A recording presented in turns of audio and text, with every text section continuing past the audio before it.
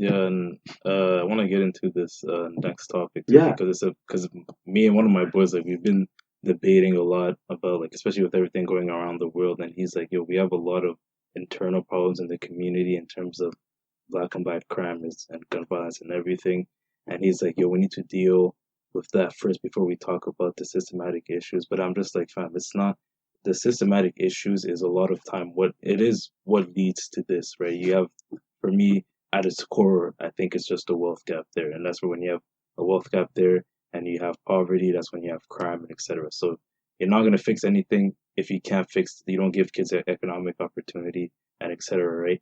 And he was just like, "Yo, you have all these programs in place, but some kids still choose to take that path." Like, I wanted to get your take on that. Like, what do you think about it?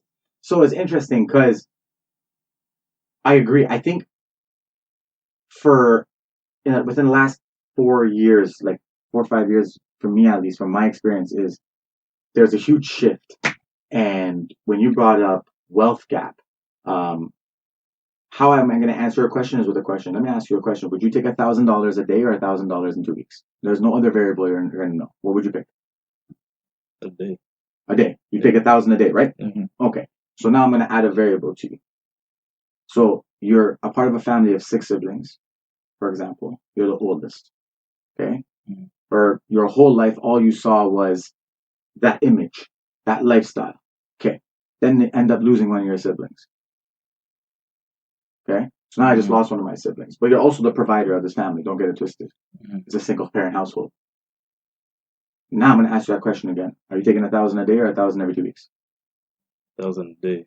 Okay. So where I'm coming back to it is money. Teach these kids how to make money. Mm-hmm. Because there are a lot of legit ways to make money and good money, right? But that's a big deal. For the longest time, we've seen the unequalness when it comes to resources and tools. So yes, there's wonderful programs happening all the time. There's beautiful camps every agency is doing right now. Right now during the pandemic, such beautiful camps, such a blessing for that. Let them do their beautiful, perfect. Because remember, every narrative of a young person is relevant right now. When we're talking about the system, this for me, it's weird. You're kind of like telling. Remember, you're in TCH. You get government assistance. If you make a certain amount of money, you lose government assistance. But is that money that you're now making sustainable? Mm-hmm. Right. And the other thing to think about is does our communities generate wealth or does it recycle wealth? And what I mean by that is like you guys know cash flow. So as much as cash is going out, is it coming into or no? Yeah.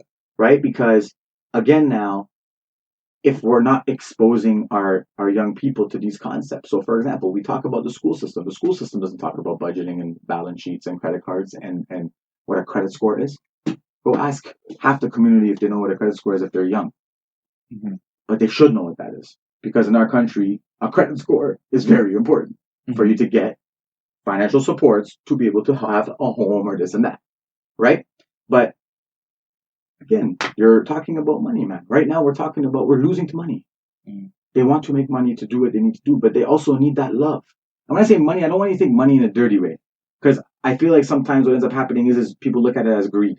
That's not what I'm saying right now. I'm saying right now, if me and Abel ate patties for, let's say, 7 years of my life, and that's all we ate. We went to the same Sam store on the corner. We ate a patty together every day. We went and did our thing. And now all of a sudden, Abel is eating filet mignon steaks and I'm still eating patties.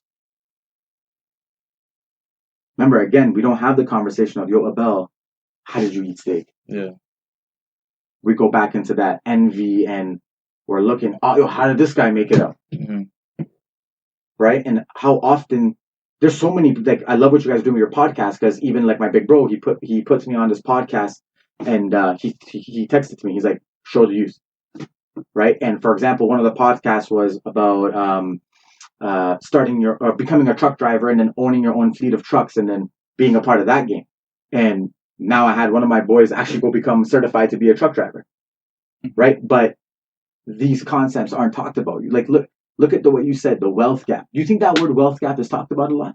Definitely not. No. So do you think in our communities we talk about supply and demand and the economy and how the economy really runs and how it's supposed to work and how we're in a society where, correct me if I'm wrong, if you don't have money, it's very hard to live. Yeah. And remember, what city are we in? One of the most expensive cities to live. Exactly. Right? So you have right now in this country, like what I saw an article was I think about 80,000 to like 100K, and you're still not living lavish. Do you know how much people get paid? The average people, especially social services. So don't worry about that. So now imagine people just working part-time jobs or full-time jobs and working retail and stuff. How are they living? You know what I mean? And then you've seen with our community, we've seen development, right? Well, like we've seen the new buildings. You know what I mean? You see all that. But again, now you're still seeing old versus new, but then you now have market rent in the community. So now you're starting to see market rent, and then our TCH, and then our co-ops clash. Gentrification. Yeah. Right? Which is so real. So for example, like you said, gentrification, right? You said that. So Southside, you guys been there. So there's a Subway. What else is there? Shoppers. Tim Hortons. What else? There's a sushi spot opening. Yeah. There's an Enterprise. Yeah. Okay, are any of those mom and pop shops? No. Okay, so why isn't there local businesses there? Because remember, that now generates wealth in the community. Yeah. But then we go back to I'm assuming you guys know this. Anna Wendy's. Exactly. I know, like, still another corporation, right? Cool. You have 1-2 people working there. You got to understand, certain young people can't work in public. Because remember, if you're trying to help them get out of their situation, you need to build to that. That's not something you can just put someone in the public for. Safety is a risk. But go look into those places and see how many of those people are from community. Because the thing is, and I've said this before, and actually when we were in MTO, we talked about this with Abel and them. If you go to Forest Hills Tim Hortons, do you see people from Forest Hill working in their Tim Hortons?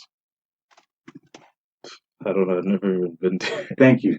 Right. Rosedale. Any community where you would say it's more upper scale, higher income, are you seeing residences working in their Timmies?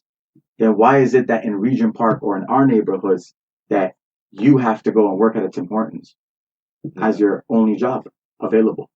Because remember, that's available anyways. If Tim Hortons was removed from that location and moved down the street, I could still apply there. I'll know about Timmy's. I know about Timmy's. And I'm not saying that working at those places is bad. What I'm just saying is that the pool of things that are available to our communities is a much lower fraction than certain communities. So when this kid in Rosedale gets to dream about being a CEO, this kid's dreaming about getting a job at Tim Hortons. That's a problem. His dream's supposed to be bigger than that. He's supposed to work at Timmy's to get the fundamental skill sets needed for his resume, though. Right? McDonald's, shout out McDonald's, right? Because they hire every 15-year-old, right? Yeah. Because we have to build the skills. That's good. I'm not saying that's bad. But I'm saying, why is it that I'm dreaming and watching my dad, I get to be a CEO. And this guy's dream is, I hope I get that one job at Timmy's for now just to make sure I can eat, bro. So there's a huge gap there. But again, in our country, money talks. So will we see money sustainably? Really? How do you generate more wealth? You're talking about entrepreneurship at an alarming rate right now, yet in our communities we have amazing people who are very talented, who are easily can be entrepreneurs, yet how often do we do that? How often do we talk about entrepreneurship? You know what I mean? How often again, remember, because of culture, everyone in the community knows they can be a doctor, right? Everyone in our cultures, they love, you're a doctor, you're good. But are you kidding? Plumbers make 100 bands. Trades make 100 bands. If you're talking about money, right? All these different things are there. Yeah. Are they accessible? You know what I mean? Is the community building itself? And I think that's where it'll lead to next. And I say that too is for me, it's my goal to build my kings and queens to run it, to do what they need to do. You know what I mean? It's not about you coming in and because it's rude, right? Like imagine you coming to my backyard and you telling me how to change. That's not what we're supposed to do. But we're coming into your backyard and say, how do we support you and build you so that you have what you need to do what you want to do? Right? And the fact that even when you brought up like the fact that you look at these other communities, their avenues or different jobs they can do. It's not limited to the Tim Hortons on the block. Thank you. There's more than that. And the first time I noticed that was when I got my job at MTO, and then they sent me to the law firm.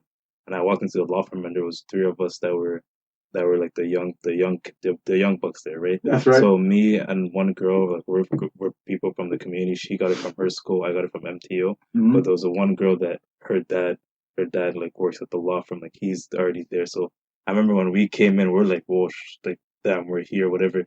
And for the other girl, like I remember like when the woman that took care of us came in, she's like, okay, yeah, you putting at the other girl.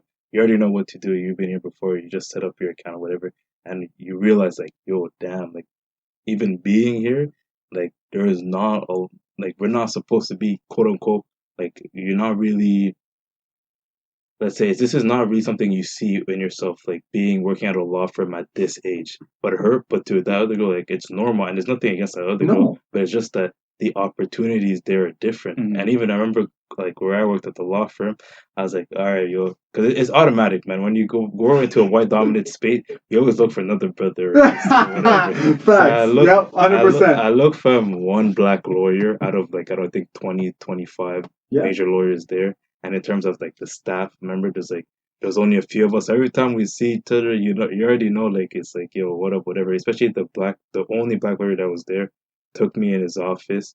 Like we're just talking. He's like, yo, where are you planning on going to school? What is your plan? Whatever. He's talking to me. He gave me like three books to read.